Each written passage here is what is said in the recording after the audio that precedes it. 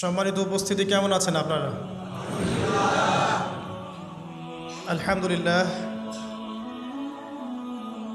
আজকে রংপুর শহরের এই রবার্টসনগঞ্জ এলাকায়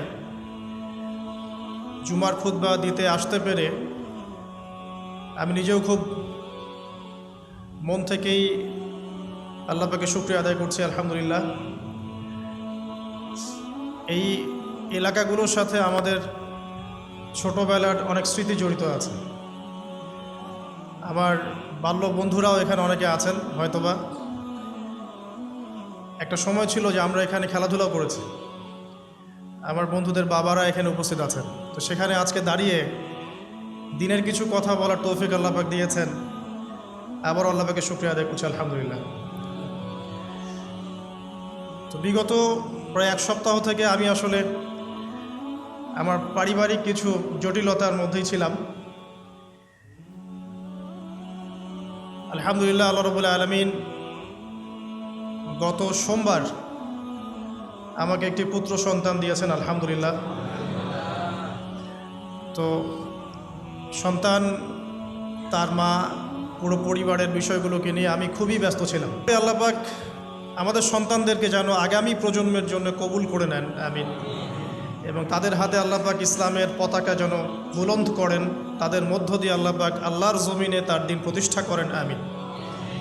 এবং আমরা আমাদের পরিবারবর্গ, আমাদের স্ত্রী সন্তান সহ আমাদের উপস্থিত অনুপস্থিত সকলের সুস্থতার জন্য আল্লাহর কাছে দোয়া করছি। আল্লাহ পাক সবাইকে শেফায়ে কামেলা দান করুন, আমিন। বিগত 7টা দিন আমি একটা বিষয় খুব ফিল করেছি, একটা বিষয় খুব গভীরভাবে ভাবছিলাম। আমাদের এই যে জীবন, আমাদের রিজিক, আমাদের পরিবার, আমাদের সুস্থতা, আমাদের জ্ঞান, আমাদের সমাজ বলেন, রাষ্ট্র, আমাদের অর্থনীতি, এই বিশ্ব, এই সব কিছুই একটা বিষয়কে কেন্দ্র করে টিকে আছে। শুধুমাত্র একটা বিষয়ের সাথে এই পুরো মহাবিশ্ব সম্পর্কিত। আমাদের জীবনের প্রতিটা বিষয় শুধুমাত্র এবং শুধুমাত্র আল্লাহ পাকের রহমতের উপর টিকে আছে। আল্লাহ পাকের রহমত আমাদের ব্যক্তি জীবন, পারিবারিক জীবন, আমাদের দেহ, আমাদের মন, আমাদের জ্ঞান, অর্থনীতি, ব্যবসা বাণিজ্য, আমাদের রাষ্ট্র, সব কিছুর মধ্যে শুধুমাত্র আল্লাহ পাকের রহমত দিয়ে ভর্তি। এখানে আল্লাহ পাকের রহমতের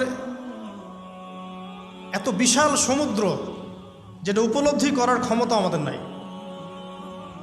আমরা যদি সবাই ঠান্ডা মাথায় একটাবার খালি ভাবতে বসি, সবাই যার যার জায়গা থেকে ভাবি যে আল্লাহ পাক আমাদেরকে কি কি রহমত দিয়ে রেখেছেন, কি কি নিয়ামত দিয়ে রেখেছেন।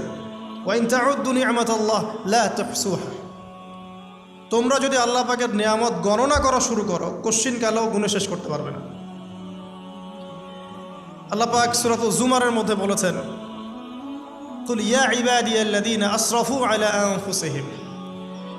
হে নবী, আপনি বলে দিন, আমার বান্দাদেরকে বলে দিন যে হে আমার বান্দারা, তোমরা যারা তোমাদের নফসের উপরে জুলুম করেছো, সুদীর্ঘকাল নামাজের খবর ছিল না, যাকাত দিইনি, হজ ফরজ হয়েছিল করি নাই, সওম রাখিনি, আল্লাহর দিন এগিয়ে নেওয়ার কোনো চেষ্টাই করি নাই, সুদীর্ঘকাল হারাম খেয়েছেন, ঘুষ খেয়েছেন, জেনা করেছেন, বাদ্যযন্ত্র বাজিয়েছেন, অশ্লীলতা এর মধ্যে ডুবেছিলেন, মাদকদ্রব্য সেবন করেছেন, সুদীর্ঘকাল তোমরা যারা নিজেদের নফসের উপর জুলুম করেছ, লা তাকনাতু মির রাহমাতিল্লাহ, তোমরা আল্লাহ পাকের রহমত থেকে নিরাশ হয়ে যেও না।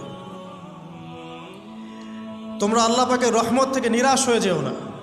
ইন্নাল্লাহা ইয়াগফিরুয যুনুবা জামিআ। আল্লাহ পাক চাইলে সমস্ত গুনাহ মাফ করতে পারেন। ইন্নাহু হুয়াল গফুরুর রহিম। তিনি হচ্ছেন পরম করুণাময়, অসীম দয়ালু। আমি আলোচনা সামনে নিয়ে যাওয়ার আগে আরেকটা বিষয় বলে রাখতে চাই। এই আলোচনাকে একপাক্ষিকভাবে, একপেশেভাবে বুঝে নেওয়ার কোনো সুযোগ নাই। আল্লাহ পাক যেমন পরম করুণাময়, অসীম দয়ালু, ঠিক একইভাবে আল্লাহ রাব্বুল আলামিন শাদীদুল ইকাব, কঠিন শাস্তিদাতাও বটে।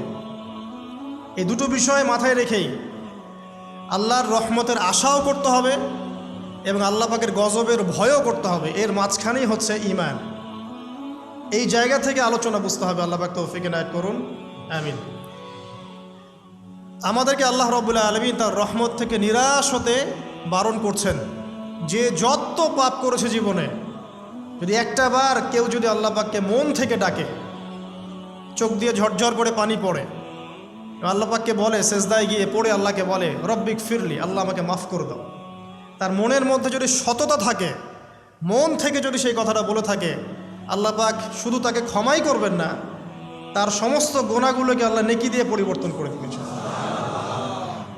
একটা হাদিস পড়ছিলাম, নবী করিম সাল্লাল্লাহু আলাইহি ওয়াসাল্লাম তিনি বলছেন যে লাম্মা কাদাল্লাহুল খালক, যখন আল্লাহ রাব্বুল আলামিন এই মহাবিশ্ব সৃষ্টি করেন, তখন আল্লাহ রাব্বুল আলামিন কাতাবা কিতাবান, একটা কিতাব লিখেছেন। একটা কিতাব আছে আল্লাহর কাছে, কাতাবা কিতাবান ফাহুয়া ইনদাহু ফাওকাল আরশ, যেই কিতাবটা আল্লাহর নিজের কাছে আছে আরশের উপরে, সেখানে আল্লাহ পাক লিখে রেখেছেন। কি লিখেছেন? ইন্না রাহমাতি সাবাকাত গদাবি, প্রতিটা ক্ষেত্রেই আমার রহমত, আমার দয়া, আমার করুণা আমার গজবকে পরাজিত করেছে। মানে আল্লাহ রাব্বুল আলামিনের গজব, এর উপরে আল্লাহ পাকের রহমত অবস্থান করছে। জীবনের কোনো ক্ষেত্রে হতাশ হওয়ার কোনো সুযোগ নাই। আজকে পারিবারিক ভাঙন বলেন, ব্যক্তি পর্যায়ের আত্মিক ধ্বংসই বলেন, সমাজের বিপর্যয় বলেন, যাই বলেন, পিছনে একটা বড় কারণ আছে। সেটা হলো আল্লাহ থেকে দূরে থাকা মানুষ, আল্লাহ থেকে হতাশ হয়ে যাওয়া। আর এই কাজটা শয়তান করিয়েছে মানুষকে আল্লাহ থেকে দূরে সরানোর জন্য। কিন্তু আল্লাহ রাব্বুল আলামিনের কাছে কেউ যদি যেতে চায়, মন থেকে যদি আল্লাহকে একটা বারও ডাকে, আল্লাহ পাক এক ডাকের মাধ্যমেও তার গুনাহ মাফ করতে পারেন। দুজন ব্যক্তির ঘটনা পড়লাম। একজন ব্যক্তি প্রচণ্ড রকম আবেদ, প্রচুর ইবাদত করে। আপনারা জানেন ইবলিসও কিন্তু আবেদ ছিল, ইবলিস কিন্তু প্রচুর ইবাদত করেছে। এখন ওই ব্যক্তির একজন বন্ধু ছিল, এটা বানু ইসরাইলের ঘটনা। তো সেই বন্ধু পাপী ছিল, বিভিন্ন কবিরা গুনাহ করত। আর এই আবেদ ব্যক্তি বারবার তাকে নসিহত করত, গুনাহ ছেড়ে দাও, তুমি পাপ করছো, গুনাহ ছেড়ে দাও। তখন সেই ব্যক্তি যে পাপ করছে সে বলতো যে আল্লাহ কি তোমাকে আমার রক্ষক বানিয়েছেন? আল্লাহ কি তোমাকে আমার উপর দারোগা বানিয়েছেন? আমাকে আল্লাহর হাতে ছেড়ে দাও, আমাকে নসিহত করতে এসো না।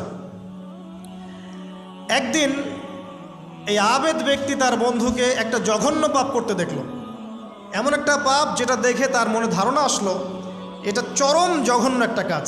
তখন সে মুখ ফসকে বলে ফেলল যে আল্লাহ তোকে আর মাফ করবে না, আল্লাহ তোকে জান্নাত দিবে না। আল্লাহ রাব্বুল আলামিন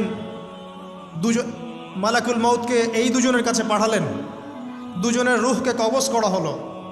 এবার আল্লাহ পাক তার সামনে তাদেরকে উপস্থাপন করে বললেন যে তোমাকে আমার রহমত সম্পর্কে কে গ্যারান্টি দিয়েছে যে আমি কাউকে রহমত করব কি করব না? যাও, আমি তোমাকে জাহান্নামে পাঠালাম, ওই ব্যক্তি যে আমার রহমত প্রত্যাশা করেছে আমি তাকে জান্নাত দিয়ে দিলাম। দেখুন, এই হাদিসটা শুনলে মনে হয় বাহ্যিক হয়তোবা মুখের একটা কথার কারণেই সে জাহান্নামে চলে গেল। আসলে বিষয়টা এমন নয়। বিষয়টা আমি আপনাকে বোঝাচ্ছি। বিষয়টা হচ্ছে ইবলিসের মতো। ইবলিস কিন্তু শুধু মন থেকেই বলেনি যে খলাকতানি মিন নার ওয়া খলাকতাহু মিন তিন, আমি কেন তাকে সেজদা করব আদমকে? আদম তো মাটির তৈরি আর আমি তো আগুনের তৈরি। এটা ইবলিসের শুধু মৌখিক স্টেটমেন্ট ছিল না, কারণ কি ছিল? আবা ওয়াস্তাকবার, সে উদ্ধত হয়েছিল, অহংকার প্রদর্শন করেছিল। ভিতর থেকে ইন্টারনালি সে অহংকারী ছিল, সে আন্ডার এস্টিমেট করে কথাটা বলেছে, শুধু মৌখিকভাবে বলে নাই। কিন্তু ঠিক এই ব্যক্তির ঘটনা এমনই, সে মন থেকে অহংকারী হয়ে উঠেছিল, যদিও বা সে আবেদ ছিল। এখানে আমরা যারা প্র্যাকটিসিং মুসলিম হওয়ার চেষ্টা করছি, আমাদের জন্য এখানে নিদর্শন আছে। অচত নামাজ পড়েই ভেবে বসবেন না যে অনেক কিছু করে ফেলছে, এক চিল্লা দিয়ে মনে করে ফেলবেন না যে দিনের জন্য অনেক কিছু করে ফেলছে। একটা হজ করেছেন, ওমরা করেছেন, সিয়াম রেখেছেন, দিনের জন্য দান সদকা করেছেন, একটা মাদ্রাসা মসজিদ করেছেন, ভেবে বসবেন না আপনি সব অনেক কিছু করে ফেলেছেন এবং অন্যরা সব ককরোচ তেলাপোকা, ওরা জাহান্নামে যাবে, এমনটা মনে করবেন। জানি না আমরা যে কার আমলের কতটুকু আল্লাহর কাছে কবুল হচ্ছে। তো এখানে এই ব্যক্তির সমস্যা ছিল এই, সে নিজের আমলটাকে অনেক ভারী মনে করছিল এবং সে স্টেটমেন্ট দিয়ে ফেললো যে তোকে আল্লাহ পাক মাফ করবে না। এই একটা কথা মন থেকে বলার কারণে তার ইহকাল পরকাল দুটা বরবাদ হয়ে গেল, সে জাহান্নামে চলে গেল। ঠিক আরেক ব্যক্তির ঘটনা আছে এমন, এগুলো সবগুলো রেফারেন্স আছে। এক ব্যক্তি প্রচুর ইবাদত করত, আল্লাহ পাক তার ইবাদত করার জন্যে পাহাড়ের চূড়ায় একটা সুন্দর ব্যবস্থাও করে দিয়েছিলেন, সেখানে ডালিম গাছ হতো, ঝর্ণা আসতো, খাবারের কোনো অভাব নাই। হাদিসে এসেছে 500 বছর সে ইবাদত করেছে। কত বছর? কিয়ামতের মাঠে এই ব্যক্তির অবস্থা এমন হবে, তাকে জান্নাতে প্রবেশ করানোর জন্য নিয়ে যেতে বলা হবে, যাও আমার রহমতে জান্নাতে চলে যাও। আল্লাহ পাক তাকে এই কথাটা বলবেন, কিন্তু এই ব্যক্তি বলবে আমার আমলের কারণে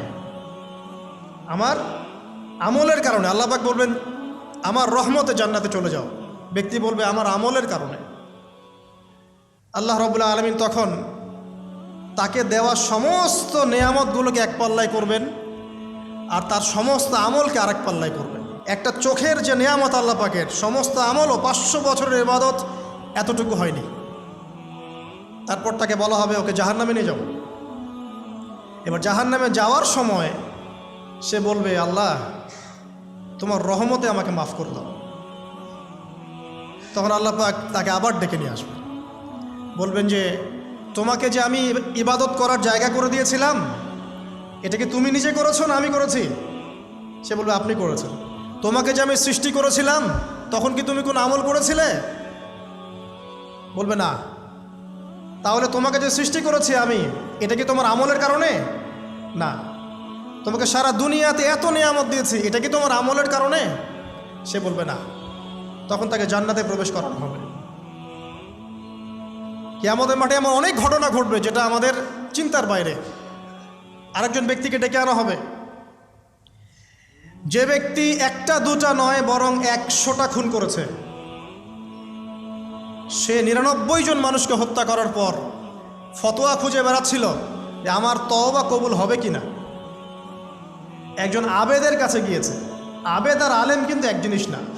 আবেদ মানে যে প্রচুর ইবাদত করে, তার জ্ঞান কম, সে শুধু জানে কিভাবে ইবাদত করতে হয়। আলেম হচ্ছে সে যে শরীয়তের গভীর জ্ঞান জানে, আবার ইবাদতও করে। আবার যারা জ্ঞান আছে আমল নাই, সেও কিন্তু প্রকৃত আলেম না। প্রচুর জ্ঞান আছে কিন্তু জ্ঞান অনুযায়ী আমল করে না, সেও কিন্তু প্রকৃত আলেম নন। এবার আসেন, তো এই আবেদের কাছে গিয়ে সে বলছে আমার কি ক্ষমা হবে? আমি 99টা খুন করেছি। সে বলল তোমার আবার ক্ষমা? তোমার ক্ষমা নাই। তখন এই ব্যক্তি এই আবেদকে হত্যা করে 100টা খুন পূর্ণ করলো, ওকেও সে মেরে ফেলছে। আমার ক্ষমাই হবে না তো তোর বেঁচে থাকার কি দরকার, তুইও মর। এই ব্যক্তির মধ্যে একটা চেতনা তৈরি করলেন যে আমাকে তওবা করতে হবে। সে তখন সার্চ করতে লাগলো আরও কোনো আলেম আছে কিনা। এরপর অনেক দূরে একজন আলেমের সন্ধান পাওয়া গেল। সে সেখানে গেল, তাকে গিয়ে বলল আমার কি ক্ষমা হবে? সে আলেম তাকে বলল হ্যাঁ তোমারও ক্ষমা হতে পারে, যাও তুমি ইস্তেগফার করো এবং এই এলাকা থেকে অন্য এলাকায় চলে যাও। মানে যে এলাকায় তুমি অনেক দিন ছিলে, যেখানে তুমি অনেক পাপ কাজ করেছো, এখানে থাকার দরকার নাই। তওবা করে তুমি অন্য কোথাও চলে যাও, নতুন একটা জীবন শুরু করো। এখানে থাকলে হবে কি, তোমার স্মৃতিগুলো তোমাকে তাড়িয়ে বেড়াবে এবং মানুষ তোমাকে খারাপ নজরে দেখতেই থাকবে, তুমি তখন কষ্ট পাবে। এই জন্য তুমি চলে যাও। তো চলে যেতে যেতে সে রাস্তায় ইন্তেকাল করে। এবার তার রুহ নিবে কে? এই জন্য দুদল ফেরেশতা আসছেন, জান্নাতি এবং জাহান্নামী। তাদের মধ্যে বাক বিতরটা হচ্ছে কে রুহ নিয়ে যাবে। তো জাহান্নামের ফেরেশতারা বলছেন সে এতগুলো খুন করেছে, তার রুহটা আমরা নিব। আর জান্নাতি ফেরেশতারা বলছেন না, সে তওবা করতে এসেছিল, অতএব সে আল্লাহর অভিমুখী হয়েছে, তার রুহটা আমরা নিব। আল্লাহ পাক এখানে একটা কৌশল করলেন। আল্লাহ পাক ফেরেশতাদেরকে বললেন তোমরা রাস্তাটাকে পরিমাপ করে দেখো, যেদিকে যাচ্ছিল তার পরিমাপ বেশি নাকি যেখান থেকে এসেছে ওর পরিমাণ বেশি। আল্লাহ পাক জমিনকে আদেশ করলেন হে জমিন তুমি প্রশস্ত হয়ে যাও। এবার পরিমাপ করে দেখা গেল সে তওবার দিকে আসছিল, এর পরিমাণটা বেশি। এই একটা কাজের ওসিলা আল্লাহ পাক তাকে মাফ করে দিলেন। মনে রাখবেন এটা মৌখিক বিষয় ছিল না, সে মন থেকে ভিতর থেকে কিন্তু সে আল্লাহর প্রতি অনুগত হয়েছিল। এই মনের বিষয়টা আল্লাহ ছাড়া কেউ জানে না। আপনি দেখতে পারেন সমাজে অনেকে দাড়ি টুপি পাগড়ি জুব্বা সব লাগিয়ে ঘুরছে, তো বিশ্বাস করেন তাদের মনটা এমনও হতে পারে যে জানোয়ারের চেয়েও কুৎসিত, এমনও হতে পারে। আবার আপনি দেখবেন সমাজে এমন অনেক মানুষ ঘুরছে যারা হয়তো অনেক পাপে লিপ্ত মনে হচ্ছে, কিন্তু মনের মধ্যে সততা আছে। আর যার মনের মধ্যে সততা আছে আল্লাহ পাক কোনো না কোনো দিন ইনশাআল্লাহ তাকে হেদায়েত দিবে। এটা আমরা আমাদের অভিজ্ঞতা থেকেও দেখেছি। এমন অনেক মানুষকে আমরা দেখেছি যে ড্রাগ অ্যাডিক্টেড ছিল, মিউজিক করেছে, হারাম সম্পর্কের মধ্যে ছিল, নামাজ ঠিক মতো পড়ে নাই, কিন্তু যখনই আল্লাহর কথা আলোচনা হতো দেখতাম সে খুবই শান্তভাবে মন থেকে কথা শুনছে। এই কথা শুনতে শুনতে শুনতে একদিন মাশাআল্লাহ এখন দেখবেন যে চিল্লা দিয়ে বেড়াচ্ছে বিভিন্ন মসজিদে। আল্লাহ হেদায়েত দিয়েছে, সব ছেড়ে দিয়েছে। এরকম মানুষের অভাব নাই কিন্তু সমাজে। তো এখানে আল্লাহ পাকের রহমত বা দয়ার একটা উজ্জ্বল দৃষ্টান্ত দেখতে পারবেন। ঠিক এরকম আরও একটা ঘটনা আছে বনু ইসরাইলের। এক ব্যক্তি এত পাপ করেছে যে শেষে মৃত্যুর সময় সে সন্তানদেরকে ডাকছে, ডেকে বলছে যে আমি যখন মারা যাব আমার লাশটাকে তোমরা কবর দিও না, যদি আল্লাহ পাক আমাকে ধরতে পারেন তাহলে খবর আছে আমার। কি করতে হবে? সে বলছে যে আমার দেহটাকে তোমরা পুড়িয়ে ফেলবে এবং পুড়িয়ে ফেলার পরে ছাইগুলোকে একত্রিত করবা, করে অর্ধেক ছাই সমুদ্রে ভাসিয়ে দিবা, অর্ধেক ছাই বাতাসে উড়িয়ে দিবা। সন্তানরা তাই করলো। মৃত্যুর পর আল্লাহ পাক এই সমুদ্র এবং জমিনকে বাতাসকে আদেশ করলেন যে তোমরা ছাই জড়ো করে দাও। আর মানুষ আর জিন আল্লাহর কথা না শুনলেও এই প্রকৃতি আল্লাহ পাকের কথা শোনে। বিজ্ঞান বলে প্রকৃতি থেকে সব হচ্ছে। কি প্রকৃতি? প্রকৃতি কি, কাকে বলে? মানুষকে আল্লাহর ইবাদতকে বাদ দিয়ে প্রকৃতি পূজায় নিয়ে গেছে। এই পুরো প্রকৃতি আর মহাবিশ্ব এক আল্লাহর ইবাদত করে। কে সৃষ্টি করলো প্রকৃতি? প্রাকৃতিকভাবে হয়েছে সব কিছু বলে, আল্লাহ থেকে হয়েছে বলা যাবে না। বললে আপনি মৌলবাদী হয়ে যাবেন। আল্লাহ শব্দ ইউজ করলে আপনি মৌলবাদী হয়ে যাবেন। ধর্মতাত্ত্বিক শব্দগুলোকে আস্তে আস্তে উঠিয়ে দেওয়া হয়েছে। দেখবেন যুক্তি, বিজ্ঞান, দার্শনিক শব্দগুলোকে আনা হয়েছে। এটাও টেকনিক্যালি করা হয়েছে। কোনো সেকুলার মিডিয়াতে আপনি দেখবেন না ইনশাআল্লাহ বলছে। ইনশাআল্লাহ প্রমাণ করবে যে আপনি আস্তিক না নাস্তিক। তো প্রকৃতিকে আল্লাহ পাক আদেশ করলেন এই সমুদ্র ছাই জড়ো করো, এই বাতাস ছাই জড়ো করো। তারা ছাই জড়ো করে দিল। এই ব্যক্তিকে বলা হচ্ছে তুমি জীবিত করে আল্লাহ পাক বলছেন তুমি যে এই কাজটা করেছিলে, লিমা ফাআলতা হাদা, তুমি এই কাজটা কেন করেছো? তখন এই ব্যক্তি উত্তর দিচ্ছে মিন খাশিয়াতিকা ইয়া রাব্বি ওয়া আনতা আ'লাম। হে আল্লাহ, আমি আমার বুঝে যা এসেছে আপনার ভয়েই আমি এই কাজটা করেছি, আর আপনি খুব ভালো করেই জানেন যে আমি আপনার ভয়ে করেছি নাকি অন্য কোনো কারণে করেছি। মানে আপনি আমার মনের কথা জানেন। আল্লাহ পাক তাকে মাফ করে দিলেন। আপনাদেরকে আমি সেই ব্যভিচারী মহিলার কথাও মনে করাই, যে ছিল একজন প্রস্টিটিউট মহিলা, পতিতা, যেটা আমরা বলি সমাজের ভাষায়। যদিও এখন নতুন শব্দ এসেছে সেক্স ওয়ার্কার বা যৌনকর্মী, এবং এগুলোকে আমরা এখন প্রমোট করছি। আমরা এখন অশ্লীলতাকে প্রমোট করছি। এই কথা বলতে আমাদের বুক কাঁপা উচিত নয় যে আমরা এখন অশ্লীলতাকে প্রমোট করছি। আমরা এখন কাপড় খোলার সংস্কৃতি থেকে যাচ্ছি।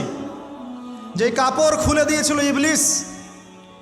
ইবলিস আমাদের বাবা মার কাপড় জান্নাতে খুলে দিয়েছিল, এটা কি জানেন? ফল খাওয়ার পরে এই ফল খেতে কে প্রলুব্ধ করেছে? ইবলিস। গাছের কাছে গিয়ে ফল ভক্ষণ করার পর সর্বপ্রথম আমাদের পিতামাতার গা থেকে কাপড় খুলে পড়ে গেছে। আমাদের পিতামাতাকে মহাবিশ্বে নগ্ন করে দিয়েছে ইবলিস, আর তার অনুসারীরা এই জমিনে আদম সন্তানদেরকে নগ্ন করছে এখন।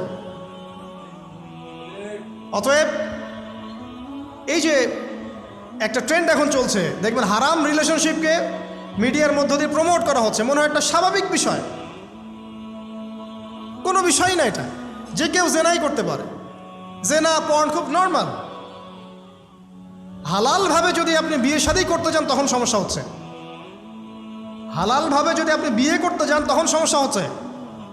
হারামভাবে আপনি যা ইচ্ছা তাই করতে পারেন, সমাজে কেউ কিছু বলছে না। এখন বলছে এগুলো স্বাধীনতা। সুবহানাল্লাহ, কোন স্বাধীনতা?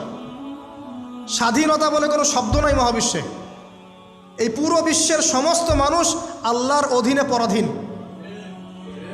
এই বিশ্বে যত মানুষ বসবাস করছে এখন, এরা কেউই স্বাধীন নয়, না কেউ স্বাধীন ছিল, না আছে, না থাকবে। সবাই আল্লাহ পাকের দাসত্বের অধীনে পরাধীন। স্বাধীন সেই এই পৃথিবীতে যে ব্যক্তি শয়তানের তাবেদারি করে, ও নফসের তাবেদারি করে, ও তো স্বাধীন, যা ইচ্ছা তাই করতে পারে। এই যে অশ্লীলতার প্রমোটিংটা চলছে, এটাকে পারিবারিকভাবে বন্ধ করতে হবে। আল্লাহ পাক আমাদেরকে বোঝার তৌফিক দান করুন। এগুলো যত বাড়বে সমাজে মহামারী আসবে, দেখে নিয়ে মহামারী আসবে, দুর্ভিক্ষ আসবে, সমাজে এমন সব রোগ ব্যাধির জন্ম হবে যেগুলো নামও শোনে নাই মানুষ কখনো, এবং সামনে ভূমিধস অপেক্ষা করছে, এগুলো আসবে। যাই হোক, ওই মহিলা, যে ব্যক্তি একজন যৌনকর্মী ছিল, বা যেটা আমরা বলি ব্যভিচারিণী মহিলা ছিল, একটা কুকুরকে দেখেছে সে পানি পান করার জন্য তৃষ্ণার্ত, সে এটাতে মায়া করে, দয়া করে তার মোজাটাকে নামিয়ে এই কূপ থেকে পানি উঠিয়ে কুকুরকে পান করিয়েছে। এই একটা কাজের বদৌলতে আল্লাহ রাব্বুল আলামিন এই ব্যভিচারী মহিলাকে মাফ করে জান্নাত দিয়ে দিয়েছে। হাদিসে এটাও এসেছে, নবী সাল্লাল্লাহু আলাইহি ওয়াসাল্লাম বলেছেন, ইরহামু মান ফিল আরদ, তোমরা সবাই জমিনবাসীর প্রতি রহম করো। জমিনে মুসলিমই থাকতে হবে, তাদের প্রতি রহম করতে হবে এমন নয়, জমিনবাসী যারাই আছে সবার প্রতি রহম করো, জাতি ধর্ম বর্ণ নির্বিশেষে, এমনকি পশু পাখির প্রতিও দয়া করো। ইরহামু মান ফিল আরদ, জমিনে যারা আছে সবার প্রতি রহম করো। ইয়ারহামুকুম মান ফিস সামা, যিনি আসমানে আছেন তিনি তোমাদের প্রতি রহম করবে ইনশাআল্লাহ। ইসলাম এই কথাগুলো বলেছে 1400 বছর আগে। আজকের এই বিশ্বের সোকল্ড এই মডার্ন বিশ্বে, যেখানে মানুষের রক্তের কোনো দাম নাই, সেখানে ইসলাম পশু পাখির অধিকার নিয়ে কথা বলেছে 1400 বছর আগে। কাদেরকে কি শিখাতে আসেন? কোরআন এবং সুন্নার বাইরে অভ্রান্ত সত্যের কোনো উৎস আছে? এখানে যা আছে তাই চূড়ান্ত। মানতে চাইলে মানেন, না মানতে চাইলে জাহান্নামে যান, কেউ তো বাধ্য করছে না। লাকুম দীনুকুম ওয়ালিয়া দিন। আল্লাহ পাকের রহমত দেখেন। আরেকটা ঘটনা আছে এমন, একটা বিড়ালকে বেঁধে রেখেছিল এক মহিলা, খাবার দেয় নাই, কষ্ট দিয়েছে। একটা বিড়ালকে খাবার না দিয়ে কষ্ট দেওয়ার কারণে এই মহিলাকে আল্লাহ পাক জাহান্নামে পাঠিয়েছে। এরকম কত ঘটনা আছে, এই ঘটনাগুলো হাদিসের পাতায় বর্ণিত আছে। কোরআনে কি বলছে দেখুন। কোরআনের আমি কয়েকটা পয়েন্ট আপনাদেরকে খালি বলছি, এটা নিয়ে আমি সকালে ভাবছিলাম। আল্লাহ পাক আদম আলাইহিস সালামকে সৃষ্টি করেছেন আমরা সবাই জানি, কিন্তু আল্লাহ পাক সূরা সাদের মধ্যে বলছেন ইবলিসকে, হে ইবলিস, তোমাকে কিসে বারণ করলো আদমকে সেজদা করতে, যে আদমকে আমি নিজের হাত দিয়ে সৃষ্টি করেছি। আল্লাহ রাব্বুল আলামিন যে আমাদেরকে এত যত্ন করে ভালোবেসে সৃষ্টি করেছেন, এটা কি আল্লাহ পাকের দয়ার নিদর্শন নয়? মহাবিশ্বের অন্য কোনো মাখলুক সৃষ্টির ব্যাপারে আল্লাহ পাক বলেন নাই খলাকতু বিয়াদাই, আমি নিজ হাতে তাকে সৃষ্টি করেছি। শুধু সৃষ্টি নয়, সৃষ্টি করার পর আল্লাহ পাক তাকে সমস্ত নাম শিক্ষা দিয়েছেন।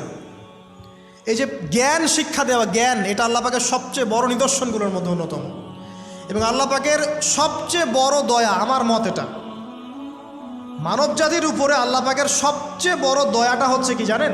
আল্লাহ পাক আমাদেরকে জ্ঞান শিক্ষা দিয়েছেন, ওহী নাজিল করেছেন। এটা সব কিছুর ঊর্ধ্বে। কারণ আপনি তওবা করবেন, জ্ঞান লাগবে। নামাজ পড়বেন, জ্ঞান লাগবে। রোজা রাখবেন, জ্ঞান লাগবে। জাকাত দিবেন, ইলম লাগবে। আপনি দিনের যে কোনো আমল করেন, ইলম লাগবে। জান্নাত জাহান্নামের পথ খুঁজে পেতে হলে ইলম লাগবে। দেশ চালাবেন, ইলম লাগবে। অর্থনীতি চালাবেন, ইলম লাগবে। ইলম ছাড়া কিছু নাই, ইলমের উপরে কিচ্ছু নাই। এই ইলমটা আল্লাহ পাক কাকে শিক্ষা দিয়েছেন? আদম আলাইহিস সালামকে। আমরা তো শিখেছি সমাজবিজ্ঞান বইগুলোতে যে আমাদের পূর্বপুরুষরা নাকি গুহায় থাকতো, আর গাছের ছাল পাতা খেয়ে থাকতো, তাই না? লতা পাতা খেয়ে থাকতো, গাছের ছাল পাতা খেয়ে পোশাক পরতো আর কি। বোগাস, ডাহা, মিথ্যা কথা। আল্লাহ রাব্বুল আলামিন সূরা বাকারা এবং সূরা আরাফ পড়ে দেখেন, আল্লাহ পাক বলছেন যে আদম আলাইহিস সালামকে আল্লাহ পাক সমস্ত নাম জ্ঞান শিক্ষা দিয়েছেন। মহাবিশ্বের যে প্রয়োজনীয় জ্ঞানগুলো আছে সেগুলো আল্লাহ পাক আদমকে শিখিয়েছেন আলাইহিস সালাম। ওয়াল্লামা আদামাল আসমাআ কুল্লাহা, আল্লাহ পাক আদমকে সমস্ত নাম শিক্ষা দিয়েছেন। আমাদের পিতা মাতারা মূর্খ ছিলেন না, তারা সৃষ্টি থেকেই জ্ঞানী ছিলেন। আদম আলাইহিস সালামের পারমাণবিক বোম বানানোর কোনো প্রয়োজন ছিল না, ছিল? বানান নাই। আপনার মধ্যে এই জ্ঞানটা আসছে কিভাবে? বাই ডিএনএ আপনি জ্ঞান পাচ্ছেন, কারণ আমরা আদম সন্তান। অনেক জ্ঞান আমাদের ভিতরেই আছে, এগুলো চর্চার মধ্য দিয়ে, গবেষণার মধ্য দিয়ে প্রস্ফুটিত হয় মাত্র। জ্ঞান ভিতরে আছে আমাদের, আমাদের পিতাকে জ্ঞানী করে পাঠানো হয়েছে। এই জ্ঞান শিক্ষা দেওয়াটা হচ্ছে আল্লাহ পাকের সবচেয়ে বড় দয়াগুলোর মধ্যে একটা, গ্রহণ করেছেন। শুধু তাই নয়, আদম আলাইহিস সালামকে এমন জ্ঞান শিক্ষা দিয়েছেন যে জ্ঞান ফেরেশতারা পর্যন্ত জানতো না। এটা কি দয়া নয়? এটা কি আদম সন্তানের প্রতি ভালোবাসা নয়? তারপরে সেজদা করিয়েছেন। মহাবিশ্বে অন্য কাউকে কি সেজদা করানো হয়েছে? কোরআনে কি এমন কোনো দলিল আছে যে আদম আলাইহিস সালাম ছাড়া অন্য কাউকে সব ফেরেশতারা সেজদা করেছেন? আছে? তাহলে এই যে সম্মান দেয় আল্লাহর পক্ষ থেকে, সম্মান কিসের ভিত্তিতে? সম্মান শারীরিক ক্ষমতার ভিত্তিতে? সম্মানটা কি কারণে? জ্ঞানের কারণে, ইলমের কারণে, জ্ঞানের কারণে সম্মান। এই সম্মান দেওয়াটা কি আল্লাহ পাকের রহমত এবং দয়ার নিদর্শন নয়? অতএব সম্মান পেতে হলে, আল্লাহর রহমত পেতে হলে সেই জ্ঞানের চর্চায় আবার ফিরে আসতে হবে। আপনি যদি আজও সেই ওহির জ্ঞানের চর্চা করেন, আল্লাহ পাক এই পৃথিবীবাসীর বুকের মধ্যে আপনার জন্য সম্মান পয়দা করে দিবেন ইনশাআল্লাহ। দেখে নিন, ওই সেই জ্ঞানই যদি আপনি এখনও চর্চা করেন, আজও আপনি সম্মানিত হবেন ইনশাআল্লাহ। ব্যক্তির চর্চা করলে ব্যক্তি সম্মানিত হবে, একটা পরিবার চর্চা করলে ওই পরিবার সম্মানিত হবে, একটা সমাজ যদি চর্চা করে সেই ওহির জ্ঞান, ওই সমাজ সম্মানিত হবে। একটা দেশে যদি আপনি ওই ওহিভিত্তিক জ্ঞান ছড়িয়ে দেন, পুরো দেশকে আল্লাহ পাক সম্মানিত করবে ইনশাআল্লাহ, পুরো জাতিকে সম্মানিত করবে ইনশাআল্লাহ। আরও সামনে যান, এই যে আদম এবং হাওয়া আলাইহিস সালাম গাছের কাছে চলে গেলেন, ফল খেয়ে ফেললেন, কারণ আমরা আদম সন্তান, ভুল করি। আল্লাহ পাকে সাথে সাথেই বহিষ্কার করে দিয়েছেন? না, আল্লাহ পাক তওবা করার জন্যে কালিমা শিখিয়ে দিয়েছেন। সুবহানাল্লাহ, তাদের কালিমা জানা ছিল না। আল্লাহ পাক বলছেন ফাতালাক্কা আদম মির রাব্বিহি কালিমাত, আল্লাহ পাকের কাছ থেকে আদম আলাইহিস সালাম কিছু বাক্য শিখে নিলেন, যেই বাক্য দিয়ে ফাতাবা আলাই, সে আল্লাহর কাছে তওবা করল। কোন সেই বাক্য? সূরা আরাফে আছে, রব্বানা যালামনা আনফুসানা ওয়া ইল্লাম তাগফির লানা ওয়া তারহামনা লানাকুনান্না মিনাল খাসিরিন। এই দোয়া কে শিখিয়ে দিয়েছে? আল্লাহ। এই তওবার বাক্য যে শিখিয়ে দেয়, এটা কি দয়ার পরিচয় নয়? আমরা আল্লাহর কাছে ফিরে যাব, তওবা করব, ইস্তেগফার করব, এই জ্ঞানটা শিখিয়ে দেয়া কি আল্লাহ পাকের দয়ার পরিচয় নয়? তাহলে আমরা কীভাবে ক্ষমা চাইতাম? কিভাবে ক্ষমা চাইলে আল্লাহ পাক সমস্ত গুনাহ মাফ করবেন, এই পদ্ধতিগুলো বলে দেয়া কি আল্লাহ পাকের দয়ার পরিচয় নয়? তারপর সামনে যান, পৃথিবীতে নামিয়ে দিয়ে আল্লাহ পাক ক্ষান্ত হয়ে যাননি। আল্লাহ রাব্বুল আলামিন আসমান থেকে হেদায়েতের গ্রন্থ পাঠিয়েছেন, বলেছেন এই গ্রন্থের মধ্যে যা আছে মেনে চললে তোমরা আবার জান্নাতে ফিরে আসবে ইনশাআল্লাহ। আল্লাহ পাক আদম এবং হাওয়া আলাইহিস সালাম এবং আদম সন্তান সবাইকেই সৃষ্টি করেছেন, উদ্দেশ্য হচ্ছে আল্লাহ পাক আমাদেরকে জান্নাত দিতে চান। আল্লাহ পাক চান যে আমরা যেন জান্নাতে যাই। যদি আমরা জান্নাতে যেতে না পারি পরকালে, একটা কারণে যেতে পারবো না, অনলি একটা কারণ, সেটা হলো আমাদের নিজের দোষে।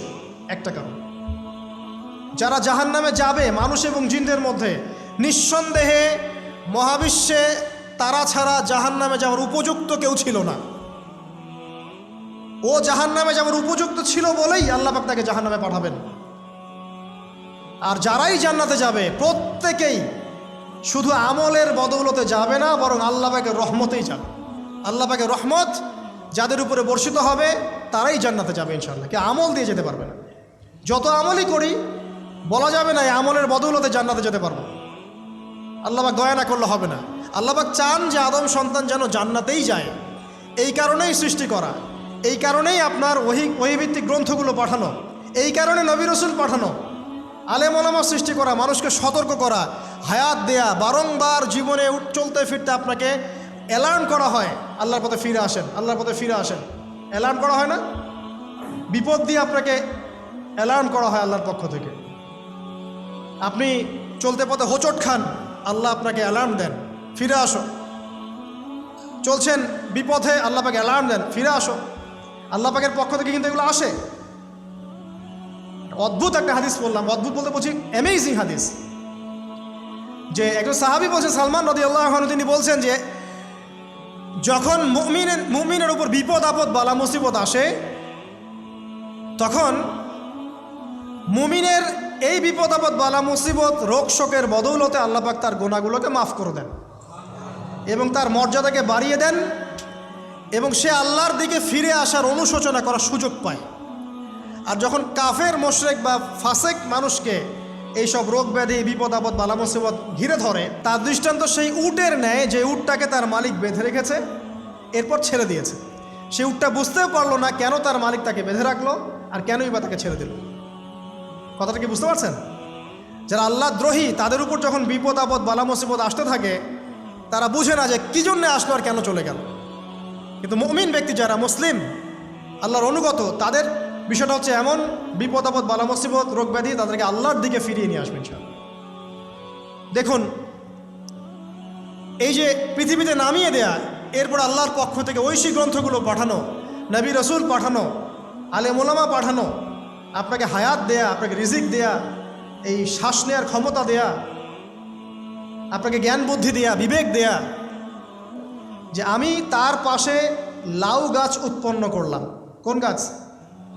খেতে পারেন, এর শাক এবং এই যে ফল, এটার মধ্যে নিঃসন্দেহে এমন এমন কিছু উপাদান আছে যেটা হয়তো আমরা জানিও না, আবিষ্কার করা হয়নি। তিনি সুস্থ হয়ে গেলেন, আলহামদুলিল্লাহ। কোথায় যাবেন? যে কোনো জায়গায় যান। নবী ঈসা আলাইহিস সালামকে চতুর্দিক থেকে আক্রমণ করছে ইহুদিরা।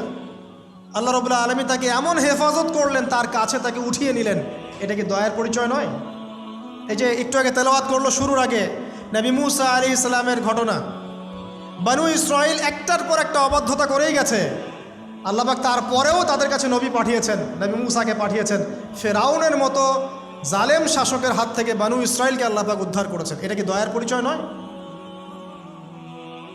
নবী মূসা আলাইহিস সালাম গাছের নিচে বসে আছেন, খাবার নাই, বাসস্থান নাই, কিচ্ছু নাই, বরং তার গায়ে একটা অপবাদ দেওয়া হয়েছে যে তিনি নাকি একজন মানুষকে খুন করেছেন।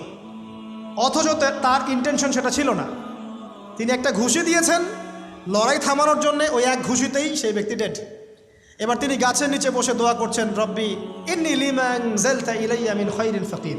আল্লাহ, আমি নিঃস্ব অসহায় হয়ে এখানে বসে আছি, তুমি আমার উপর তোমার যে রহমত পাঠাবে আমি তার ভিখারি হয়ে বসে আছি। দোয়া করার সাথে সাথেই ওই সোহাইব আলাইহিস ইসলামের মেয়ে হেঁটে হেঁটে চলে আসলো। তিনি স্ত্রী পেলেন, তিনি শ্বশুর পেলেন, একজন নবী পরিবার পেলেন, বাসস্থান পেলেন, চাকরি পর্যন্ত পেলেন।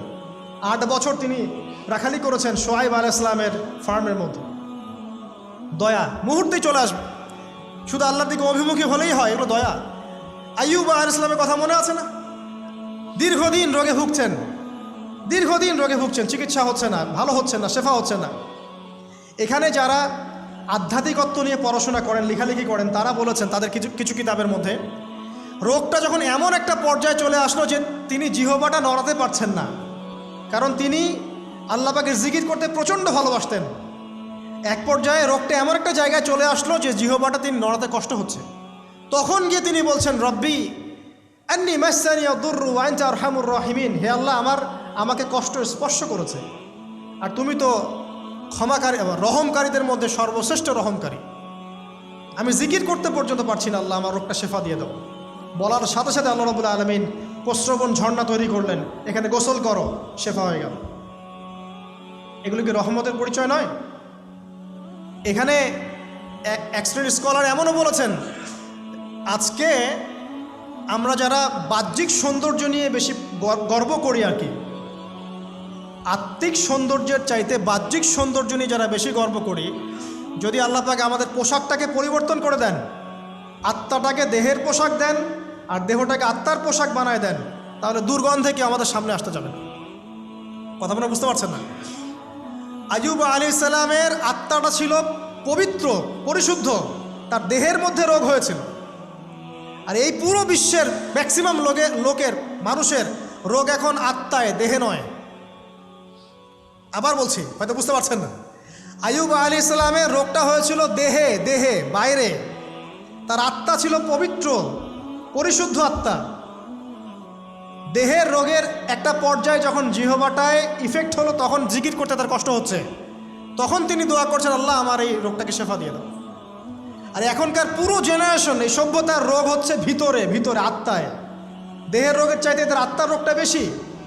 এখন এই আত্মাটাকে যদি দেহ বানিয়ে দেওয়া হয় আর দেহটাকে আত্মার পোশাক পরিয়ে দেওয়া হয়, দুর্গন্ধে কেউ সামনে আসতে চাবে না এখন। তাই আইয়ুব আলাইহিস সালামের সেই দোয়া এখন আমাদের বেশি করা উচিত। রব্বিয়ান্নি মাসানিয়া দুররু ওয়া আনতা আরহামুর রাহিমিন। আল্লাহ আমাদের আত্মায় রোগ এসেছে, এটাকে তুমি শেফা দাও। দেহের রোগ লেস ইম্পর্টেন্ট, আত্মার রোগটা বেশি ইম্পর্টেন্ট। এরকম নিদর্শন কোরআনের পাতায় পাতায় ছড়িয়ে আছে। আসহাবুল কাহাফ, পুরো সমাজ ওদেরকে মেনে নিচ্ছে না, গুহায় চলে গেলেন, ঘুম পাড়িয়ে দিলেন আল্লাহ পাক। 309 বছর, কত বছর? 309 বছর একটা দোয়ার বদৌলতে। তারা বলেছিল রব্বানা আতিনা মিন লাদুনকা রাহমা ওয়া হাইয়্ লানা মিন আমরিনা রাশাদা। আল্লাহ পাক শুধু ঘুম পাড়িয়ে রাখলেন না, তাদের মধ্য দিয়ে আল্লাহ পাক পুরো একটা সভ্যতাকে হেদায়েত করে দিলেন। আলহামদুলিল্লাহ। যে সভ্যতা বিশ্বাস করতো না যে পরকাল বলে কিছু আছে, দাকিয়ানুস বাদশার সেই জুলুম থেকে আল্লাহ পাক এই 10 জন বা 9 জন যুবককে বাঁচালেন, ওদেরকে কিয়ামত পর্যন্ত কোরআনের পাতায় স্থান দিলেন, নিদর্শন বানালেন এবং তাদের মধ্য দিয়ে একটা পুরো সভ্যতাকে হেদায়েত দিলেন। সুবহানাল্লাহ। যেখানে যাবেন এই নিদর্শন। আর কার কথা বলবো? জুলকারনাইন, মনে আছে? কোন সূরা আছে জুলকারনাইনের কথা? সূরা কাহাফ। আল্লাহ পাক তাকে এমন রহমত করেছিলেন যে মাশরিক মাগরিব মানে পূর্ব পশ্চিম পর্যন্ত তাকে রাজত্ব দিয়ে দিয়েছে। আজকে তো আমরা এই সামান্য একটু ক্ষমতা পেলেই আমাদের কেউ চেনে না, গায়ে হাতি দেওয়া যায় না, ঠিক আছে? মানে তখন সে নিজেকে মনে করে যে সে এই পৃথিবীর সব কিছু, বাকি মানুষ আর মানুষ না। ক্ষণস্থায়ী সামান্য একটু ক্ষমতা দিয়ে দেখবেন আমাদের অবস্থা খারাপ। প্রত্যেকের ধর্মতাত্ত্বিক ক্ষেত্রেও যদি কাউকে আপনি একটু ক্ষমতা ধর আলেম মনে করেন, দেখবেন অহংকারে বাঁচতেছে না। কারো একটু পপুলারিটি হয়ে গেছে, দেখবেন অহংকারে বাঁচতেছে না। আই ওয়াশ শোডাউনের জামানা তো এটা, যে যত পারে মানুষকে দেখাতে পারলে বাঁচে আর কি। কাজ হবে 5%, 95% হচ্ছে আই ওয়াশ। যে কোনো জায়গায়, ধর্মতাত্ত্বিক জায়গা বলেন, social, economical, political, world affairs, কাউকে যদি আল্লাহ পাক যাররা পরিমাণ একটু ক্ষমতা দিয়ে দিয়েছেন, ব্যাস তাকে আর চেনা যায় না। জুলকারনাইনকে আল্লাহ পাক আলাইহিস সালাম মাশরিক মাগরিবের ক্ষমতা দিয়েছিলেন। এত দাপট ছিল তার, যেদিকে সেনাবাহিনী নিয়ে যেতেন সেদিকে বিজয় করতে পারতেন। পড়ে দেখেন। আর এই ব্যক্তি কিন্তু আলেকজান্ডার দ্য গ্রেট নয়। পশ্চিমারা এখানে আবার একটা ষড়যন্ত্র করেছে। তারা বলে এই ব্যক্তি ছিল আলেকজান্ডার দ্য গ্রেট। এটা ভুয়া কথা। তিনি একজন আল্লাহ পাকের বড় ওলি ছিলেন অথবা নবী ছিলেন। কি ছিলেন আল্লাহ পাক এটা কোরআনে বলেননি, স্পষ্ট করেন নাই। তা আমরা ধরে নিচ্ছি আল্লাহ পাকের তিনি একজন শুকরগুজার বান্দা ছিলেন। তাকে একটা কওম বলছে যারা পাহাড়ের মাঝখানে থাকতো, ইয়া জুলকারনাইন, হে জুলকারনাইন, ইন্না ইয়াজুজ ওয়া মাজুজ মুফসিদুনা ফিল আরদ। ইয়াজুজ আর মাজুজের সভ্যতা জমিনে ফাসাদ সৃষ্টি করছে। ফাহাল নাজআলু লাকা খারাজান আলা আন তাজআলা বাইনানা ওয়া বাইনাহুম সাদ্দা।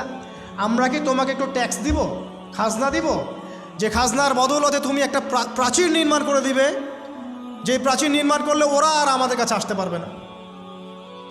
তখন এই প্রতাপশালী বাদশার স্টেটমেন্ট হচ্ছে এই, ক্বালা মা মাক্কান্নি ফীহি রাব্বি খায়র। আল্লাহ আমাকে যা দিয়েছেন তার পক্ষ থেকে এটা যথেষ্ট, তোমাদের এইসব ট্যাক্সের দরকার নেই আমার। যে আল্লাহ পাকের রহমত দেখেন। ঠিক খিজির আলাইহিস সালামকেও দেখবেন, ওই 3টা ঘটনা মনে আছে না? নৌকা ফুটা করা, বাচ্চাকে হত্যা করা, আর হচ্ছে কি ওই যে কি দেয়াল নির্মাণ করা। সূরা কাহফ আজকে বাসায় গিয়ে পড়েন। তাকে আল্লাহ পাক ভবিষ্যতের জ্ঞান দেখাচ্ছেন, ভবিষ্যতে কি হবে, যে জ্ঞানটা মূসা আলাইহিস সালামকে আল্লাহ পাক দেখাচ্ছেন না। মূসা আলাইহিস সালাম বলছেন কেন নৌকা ফুটা করলেন, কেন বাচ্চাকে হত্যা করলেন, কেন এই প্রাচীর নির্মাণ করলেন। আর খিদর আলাইহিস সালাম বলছেন যে জ্ঞান আল্লাহ তোমাকে দেন নাই তা আল্লাহ পাক আমাকে দিয়েছেন। আমি এই কারণে নৌকা ফুটা করছি, কারণ নৌকা ফুটা না করলে ভবিষ্যতে এই নৌকাটা সিজ করা হবে, ছিনতাই করা হবে। বাচ্চাটাকে হত্যা করেছে এই কারণে, এই বাচ্চা বড় হলে বড় কাফের হতো। দেয়াল নির্মাণ করেছে এই কারণে, এই দেয়ালের নিচে এই বাচ্চাদের এতিম 2 বাচ্চার গুপ্তধন রাখা আছে, ওর বাবা মা রেখেছে। এটা তুমি জানো না, আমি জানি। এটা জানার পরে তিনি অহংকার করছেন না, তিনি বলছেন রাহমাতাম মির রব্বি, এই জিনিসটা আমার রবের রহমত, আমার প্রতি দয়া। 2 শ্রেণীর মানুষ আপনি পাবেন। এক, যারা তাদের স্ট্যাটাস, প্রতিপত্তি, জ্ঞান এসবের অহংকার প্রদর্শন করবে। আর এক শ্রেণী যারা এগুলো আছে, যাদের এগুলো আছে বাট তারা বলবে এগুলো হাযা মিন ফাদলি রব্বি, এগুলো আমার রবের রহমত। এখানে সফল 2য় শ্রেণীর মানুষ, 1ম শ্রেণীর নয়। ইউসুফের কথা মনে আছে? আলাইহিস সালাম কুয়ায় ছিলেন, কুয়া থেকে জেলে, কুয়া থেকে রাজপ্রাসাদে, সেখান থেকে জেলখানায়। জেলখানার একটা মানুষ যে পরবর্তীতে মিশরের শাসক হবে, কেউ কি ভেবেছিল? কেউ ভেবেছিল? ওই সময় কেউই ভাবে নাই। কিন্তু ওই মানুষটাকে আল্লাহ রাব্বুল আলামিন মিশরের রাজত্ব দিয়েছেন যার মধ্য দিয়ে আল্লাহ পাক হাজার হাজার লক্ষ লক্ষ মানুষকে দুর্ভিক্ষের হাত থেকে বাঁচিয়েছেন। আল্লাহ পাকের পরিকল্পনা, রহমত দেখেন। প্রত্যেক আম্বিয়া কেরামের জীবনী পড়ে দেখেন, এরকম রহমতের অসংখ্য নিদর্শন কোরআনে এবং হাদিসে আছে। এখন শেষ করার আগে, এটা বলতে থাকলে অনেক সময় চলে যাবে, নামাজের সময় চলে যাবে, আমরা শেষ করছি। আমরা আসলে এখন যদি আল্লাহর রহমত পেতে চাই এবং আমাদের জীবনটাকে আল্লাহ পাকের আনুগত্যে, দাসত্বে, অহংকার মুক্তভাবে তওবা ইস্তেগফারের মধ্য দিয়ে কাটাতে চাই, তাহলে আসলে কি কি পয়েন্টস আমাদের কাজ করা দরকার, জাস্ট পয়েন্টসগুলো বলছি। 1 নম্বর হচ্ছে জ্ঞান অর্জন করতে হবে। যে জ্ঞান আল্লাহ পাক আদম আলাইহিস সালামকে শিখিয়েছেন, ওই জ্ঞান চর্চা যদি আমরা বাড়াই, কোরআন সুন্নাহ ওহির জ্ঞানের চর্চা যদি আপনারা বাড়াই, ইনশাআল্লাহ, ঠিক আছে, লাগবে না 15 মিনিট, আমি 5 মিনিট শেষ করছি। ওহির জ্ঞানের চর্চা যদি আমরা বাড়িয়ে দেই, দেখবেন ইনশাআল্লাহ আল্লাহ পাক আপনার সম্মান, আপনার রিজিক, আপনার প্রতি করুণা, দয়া, মায়া, মহব্বত সব বাড়িয়ে দেবেন ইনশাআল্লাহ। এটা প্রথম পয়েন্ট। প্রিয় ভাইয়েরা, যারা আজকে লেকচার শুনছেন বা যারা পরবর্তীতে অনলাইনে শুনবেন, ওহির জ্ঞানের চর্চা। আমি বলছি না আপনি ডাক্তার হবেন না, ইঞ্জিনিয়ার হবেন না, জেনারেল লাইনে পড়বেন না, এই কথা আমি বলতে যাবো না কখনো। কারণ আমি জানি, আর কেউ বলুক না বলুক, অ্যাটলিস্ট আমি জানি এই ওয়ার্ল্ডকে ডিল করতে হলে বর্তমান এইসব আধুনিক জ্ঞানের কোনো বিকল্প নাই। কিন্তু এই জ্ঞানটার সাথে কোরআন সুন্নাহর জ্ঞান থাকতেই হবে। যখন এই দুইটা জ্ঞান একত্রিত হবে, ইনশাল্লাহ এই জাতিকে ঠেকানোর কেউ থাকবে না ইনশাল্লাহ। এই সহজ সরল কথাটা আমরা বোঝাতে ব্যর্থ হচ্ছি, অথবা কিছু মানুষ ইন্টেনশনালি এটাকে ঘুরিয়ে ফিরে উল্টা ব্যাখ্যা করছে। আর হ্যাঁ, এটা স্বীকার করছি, কিছু মানুষ আছে, কিছু ব্যাকডেটেড থিঙ্কিংস আছে আমাদের মধ্যে, যে আমরা আধুনিক শিক্ষাটাকে অনেক সময় গুরুত্ব দিচ্ছি না। এটা ঠিক নয়, এটা আমার মত। পরিবেশ বজায় রেখে, ইসলামী পরিবেশ বজায় রেখে আধুনিক শিক্ষায় শিক্ষিত হতে কোনো সমস্যা আছে? আর আধুনিক এই শিক্ষাগুলো অন ইসলামিক শিক্ষা নয়। আপনি যে কোনো এডুকেশনের বেসে যান, ম্যাথামেটিক্সে যাবেন, অ্যালজেব্রায় যাবেন, আপনি কেমিস্ট্রিতে যাবেন, ফিজিক্সে যাবেন, বায়োকেমিস্ট্রি যাবেন, জ্যোতির্বিজ্ঞানে যাবেন, মেডিকেল সায়েন্স, প্রত্যেকটাতে দেখেন মুসলিমদেরকে খুঁজে পাবেন আপনি। প্রত্যেকটা গোড়াপত্তন গিয়ে আপনি দেখবেন মুসলিমদের হাতেই হয়েছে। আব্বাসীয় খেলাফত যখন ছিল, তখন এই বাগদাদ ছিল জ্ঞানের রাজধানী। ওইরকম লাইব্রেরি কি বিশ্বে আর কখনো হয়েছে? এখন আমরা মনে করছি জ্ঞানের লাইব্রেরি মনে হয়, জ্ঞানের রাজধানী মনে হয় ব্রিটেন, হার্ভার্ড, কেমব্রিজ, অক্সফোর্ড। এরা কবে এসেছে ইতিহাসে? ইতিহাস কি 100 বছরের? হাজার হাজার বছর চলে গেছে। হিস্ট্রি পড়েন। তো এখানে আমার কথা হচ্ছে একদম ক্লিয়ার, নিট অ্যান্ড ক্লিয়ার, যে আমাদেরকে উভয় দিকের জ্ঞানই অর্জন করতে হবে, বোধ কোরআন সুন্নাহ এবং আধুনিক জ্ঞান। এই দুটো জ্ঞান যখন আপনি একত্রিত করবেন, ইনশাআল্লাহ দেখবেন আল্লাহ চাইতো কোরআন এবং সুন্নাহকে হাতে নিয়ে এই বিশ্বের চ্যালেঞ্জগুলোকে ফেস করা যাবে ইনশাআল্লাহ। আল্লাহ পাক তৌফিক দান করুন, আমিন। প্রথম যেটা বিষয়, আল্লাহ পাকের রহমত পেতে হলে আল্লাহর ওহীভিত্তিক জ্ঞানের চর্চা বাড়াতে হবে। এই জ্ঞানের চর্চা বাড়ালে ব্যক্তি, পরিবার, সমাজ, রাষ্ট্র সবাইকে আল্লাহ পাক সম্মানিত করবে ইনশাআল্লাহ তাআলা। আল্লাহ পাক রহম করবেন, ক্ষমা করবেন, ইনশাআল্লাহ দুনিয়াতেও সফল করবেন, পরকালেও জান্নাত দেবে ইনশাআল্লাহ তাআলা। আর আমরা তো দেখলাম আল্লাহ পাকে জান্নাত দেওয়ার জন্য একটা ঘটনা যথেষ্ট। একটা কুকুরকে পানি পান করিয়েছে, একবার খালি বলেছে আল্লাহ তোমার ভয়েই কাজ করেছে, বাস। আবার জাহান্নামে যাওয়ার জন্য একটা ঘটনা এনাফ, খালি বলেছে যে আল্লাহ তোকে মাফ করবে না, বাস জাহান্নাম। আল্লাহ পাক জানেন এন্ড অফ দ্য ডে কে জান্নাতে যাবে আর কে জাহান্নামে যাবে। অহংকারের কোনো সুযোগই নাই। 1 মিনিট একটা কথা বলতে চাই, যে এখন অনেক মুসলিমদের মধ্যে একটা ট্রেন্ড চলে আসছে, একটু ইসলাম প্র্যাকটিস করলেই অন্যকে আন্ডার এস্টিমেট করা শুরু করে না? এখন তো অনলাইনের যুগ, আর এখন তো কাজ করতে কোনো শ্রম লাগে না, খালি ঘরে বসে শুয়ে 2টা লাইন লিখলেই কাজ শেষ। ঘরে বসে শুয়ে ফেসবুকে 2টা লাইন লিখলেই কাজ শেষ। আর কনস্ট্রাকটিভ কাজের তো কোনো খোঁজ খবরই নাই। এগুলো সহজ, এই কারণে দেখা যায় বর্তমান যুগে সমালোচনা, গীবত, আন্ডার এস্টিমেট করা, এগুলোর সংস্কৃতি বেড়ে গেছে। এগুলোর মধ্য দিয়ে আমরা দিন পালন করার পরেও ক্ষতির মধ্যে আছি। এমন হতে পারে যে ব্যক্তি বা যে দল বা যে রাজনৈতিক দল বা যে ধর্মীয় দল যার বিরুদ্ধে আমি নিজের কলমগুলো ঘোরাচ্ছি, হতে পারে তার মধ্যে এমন মানুষ আছে যে আমার আগে জান্নাতে চলে যাবে, হতেই পারে। আর আমি যে নিজেকে এত বড় করে ফখর করছি, কে জানে এন্ড অফ দ্য ডে আমি জান্নাতে যাবো কি যাব না? কোনো গ্যারান্টি আছে? কোনো গ্যারান্টি নাই। সো এখন আমরা যারা ইসলাম প্র্যাকটিস করছি, আমাদের সতর্ক হওয়া উচিত। নিজের পরকালের ফিকিরটা করি, আল্লাহ পাক বোঝার তৌফিক দান করুন, আমিন। 2 নাম্বার যেটা বলবো, যে রাসূলুল্লাহ সাল্লাল্লাহু আলাইহি ওয়াসাল্লামের রেখে যাওয়া যে আদর্শ এবং সুন্নত, এর চর্চা যারা বাড়িয়ে দিবে আল্লাহ পাক রহম করবে ইনশাআল্লাহ। সূরা আলে ইমরানের 31 নম্বর আয়াত পড়ে দেখেন, আল্লাহ পাক নিজে বলছেন, কুল ইন কুনতুম তুহিব্বুনাল্লাহ ফাত্তাবিউনি। হে নবী বলে দিন, তোমরা যদি আল্লাহর রহমত আর ভালোবাসা পেতে চাও তাহলে আমাকে অনুসরণ করো। আমাকে যে বা যারাই নবী সাল্লাল্লাহু আলাইহি ওয়াসাল্লামকে অনুসরণ করবে আল্লাহ তার প্রতি দয়া করবে ইনশাআল্লাহ। শুধু দয়াই না, ইয়াগফির লাকুম যুনুবাকুম, তোমাদের সমস্ত গুনাহ আমি মাফ করে দেব। আল্লাহু গফুর রহিম। সুন্নতের চর্চা বাড়িয়ে দেই। শুধু তাই নয়, কেউ যদি দিন নবী সাল্লাল্লাহু আলাইহি ওয়াসাল্লামের উপরে বেশি বেশি দরুদ শরীফ পড়ে, আল্লাহুম্মা সাল্লি আলা মুহাম্মাদ ওয়া সাল্লিম পড়তেই থাকে, দরুদ ইব্রাহিম বা সংক্ষিপ্ত দরুদগুলো, আল্লাহ পাক একবার দরুদ পড়লে 10 বার রহম করবে ইনশাআল্লাহ। যেই নবীর আদর্শ মেনে চললে আল্লাহ পাক ভালোবাসবেন, সেই নবীর নাম উচ্চারিত হলে দরুদ পড়লেও আল্লাহ পাক রহম করবে ইনশাআল্লাহ। 4, সৃষ্টির সেবা করলে রহম পাওয়া যাবে। আল্লাহ পাক বলছেন, তোমরা সৃষ্টির সেবা করো, মানবতার সেবা করো, জমিনবাসী যারা আছে ওদের প্রতি রহম করো, আল্লাহ তোমাদের প্রতি রহম করবেন ইনশাআল্লাহ। 5, রহমত পেতে হলে আল্লাহর জিকির বাড়িয়ে দিতে হবে। আল্লাহর জিকির মানে সকাল সন্ধ্যা আল্লাহ পাকে যত জিকির আজগার আছে এগুলো ছাড়া যাবে না। চলতে ফিরতে অলওয়েজ আল্লাহকে ডাকতে হবে, সুবহানাল্লাহ, আলহামদুলিল্লাহ, ওয়ালা ইলাহা ইল্লাল্লাহ, আল্লাহু আকবার, লা হাওলা ওয়ালা কুওয়াতা ইল্লা বিল্লাহ। যে কাজ আপনি করছেন ওই কাজের মধ্যেই জিকির বাড়াতে হবে। যে যত বেশি আল্লাহ পাকে জিকির করবে তার কলব তত জিন্দা থাকবে, এবং যার কলব জিন্দা থাকবে, যার কলবের মধ্যে নূর থাকবে, আল্লাহ পাকের নূর তার কলবে আসবে ইনশাআল্লাহ তাআলা। 6, বেশি বেশি কোরআন তেলাওয়াত বাড়িয়ে দিতে হবে। কোরআন তেলাওয়াত যারা বাড়িয়ে দিবে এই কোরআনের বদৌলতে আল্লাহ পাক তার প্রতি রহম করবে ইনশাআল্লাহ। আরও বলবো 7 নাম্বার, যে সালাত এর কোনো বিকল্প নাই। নবী সাল্লাল্লাহু আলাইহি ওয়াসাল্লাম ইন্তেকালের আগ মুহূর্তে বলে যাচ্ছেন, আসসালাত ওয়াসসালাত ওয়া মা মালাকাত আইমানুকুম, নামাজের যত্ন নিও, নামাজের যত্ন নিও, আর তোমাদের অধীনস্থ যারা আছে ওদের ব্যাপারে খেয়াল রেখো। নামাজ নাই ইসলাম নাই, নামাজ আছে তো ইসলাম আছে। তো নামাজের তাবেদারি যারা করবে, 5 ওয়াক্ত নামাজ ঠিকঠাক মতো করবে, ইনশাআল্লাহ অবশ্যই আল্লাহ পাক তাদের প্রতি রহম করবেন ইনশাআল্লাহ। আরও বলতে চাই তাহাজ্জুদের কথা। যারা একটু তাহাজ্জুদের নামাজে অভ্যস্ত হতে পারবেন, ওই সময়টা আল্লাহ পাকের রহমত নেমে আসে, বর্ষিত হয়। যারা তাহাজ্জুদের সালাতে অভ্যস্ত হবে আল্লাহ পাক তাদের প্রতি রহম করবে ইনশাআল্লাহ তাআলা। 9 বলতে চাই দিনই মেহনত বাড়িয়ে দেওয়া।